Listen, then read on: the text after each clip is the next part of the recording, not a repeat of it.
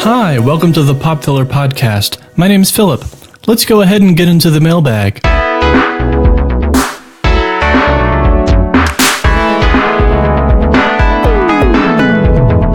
This one comes to us from Jill Yu.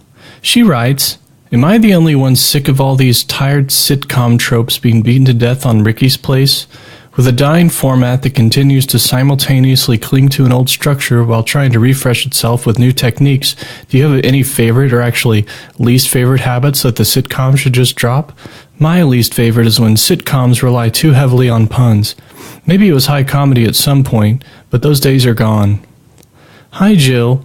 You seem very impassioned here. I think one of my pet peeves in sitcoms, be it single or multicam, is the group of adult friends who are always hanging out. It always feels too forced, and they seem desperate to get across an air of, "We're having fun, right? Our wacky little group is just like you and your friends, but it's also something you could never be." Well, that part's definitely true. I could never bring myself to be a part of your core group. We all have things to do that isn't hanging out with each other. I want to see a show where we see someone preparing a frozen meal and then watching TV alone. Maybe they get a call that initiates a plot, like they have to go help a friend with another friend's intervention, or there's an emergency at work and it's all hands on deck. Or maybe that doesn't sound too funny if it's a sitcom. I don't know, there could be a dog or something too. Dogs are pretty funny. I want to speak briefly about a show that's gripped audiences the world over. That show is Silent Partners. I've been thinking that sometimes it takes something as trifling as a TV show to educate the masses. In this case, audiences have been exposed to, and surely picked up a fair amount of sign language, which is sort of odd, but ultimately not a bad thing to sponge in from watching too much TV. I admit, I myself have picked up some legal vernacular in ASL merely through watching Silent Partners every week. I can now sign objection and habeas corpus, and I can hear you, I just don't speak.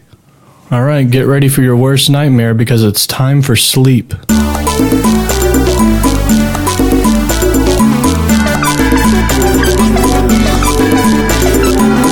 This is the time for me to give a brief report on the sleep challenge I'm doing for work that probably helps our company get a slightly better deal on health insurance. I'm not complaining. I know I need more sleep. The first full week was okay overall. Again, I'm supposed to stick to the same sleep schedule every night that allows for at least 8 hours of sleep. I'm also supposed to stay off electronics the hour prior to going to sleep and exercise for 30 minutes during the day, but not too late, or my increased endorphins and adrenaline will throttle my waking state all the way through the night and into a bloodshot-eyed morning. I think keeping a schedule has been the hardest. I don't know if I'm a night owl exactly, but I'm definitely some sort of nocturnal bird. I just like to stay up late sometimes. Reading something stupid on my phone or thinking about something stupid in my head, but no more. I've been reading more book at night, which is nice, but it doesn't always calm my mind. I've also experimented with listening to audiobooks to fall asleep, and there's one gruff Englishman in particular who can really knock me out if I pipe him in through one ear for about 10 minutes. He's now like an old friend, drifting in and out of my dreams, modulating his voice slightly for different characters. The downside is waking up in the middle of the night with an earbud pushing deep into my ear canal. And I know what you're thinking. How do you do an audiobook without electronics? I don't, but I play the files through an old modified Victrola, so it's pretty old tech. No, not really. What I do is I turn down the brightness all the way on my phone, start the audio, put it on a sleep timer, and immediately shut the phone off. I'm barely getting any blue light pollution or whatever. Here's another story about reading. It's about Vickram. Vickram liked to read. It didn't matter what it was. Fiction, nonfiction, newspapers, periodicals, pamphlets, labels, mines. One day during his lunch break, Vickram was sitting on a park bench reading. Well, trying to read. He ended up watching the birds pecking around on the ground in front of him. He knew better than to feed them if he wanted to keep even a little distance. He wasn't necessarily scared of the birds, especially pigeons like these, but he carried a small irrational fear since childhood, which could probably be traced back to the time a friend's parakeet had nipped at him a little too hard. Vickram looked down at his book for a moment, but his eyes and his mind soon wandered back to the birds. He wondered what stories the birds carry. What would their libraries look like?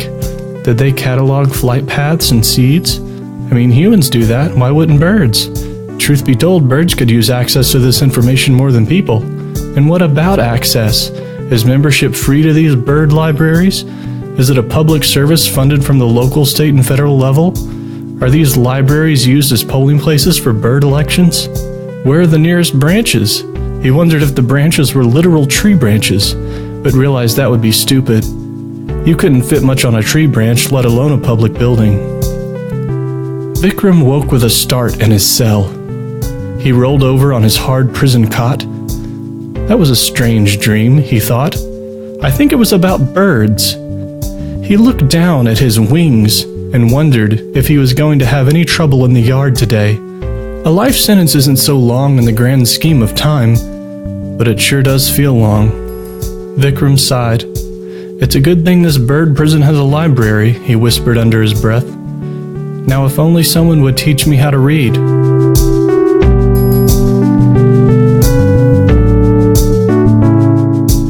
Okay, lastly, it's time for household tips.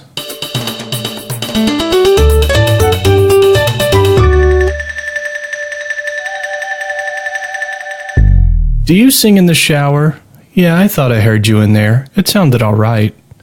Is your shower enclosed in glass? The shower in our house is enclosed in glass. I recently found the frequency that the glass vibrates at. It's a nice effect. The glass sort of rings and echoes for a moment if you hum or sing its frequency.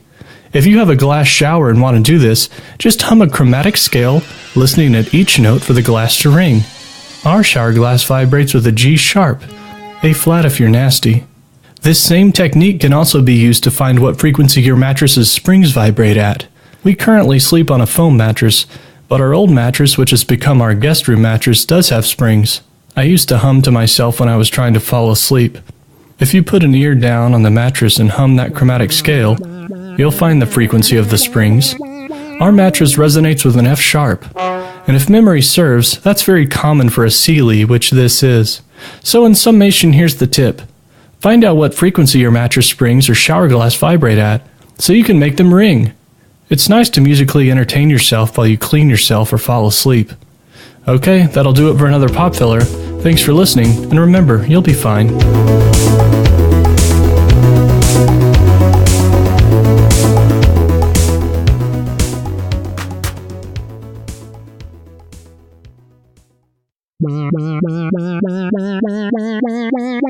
Wow.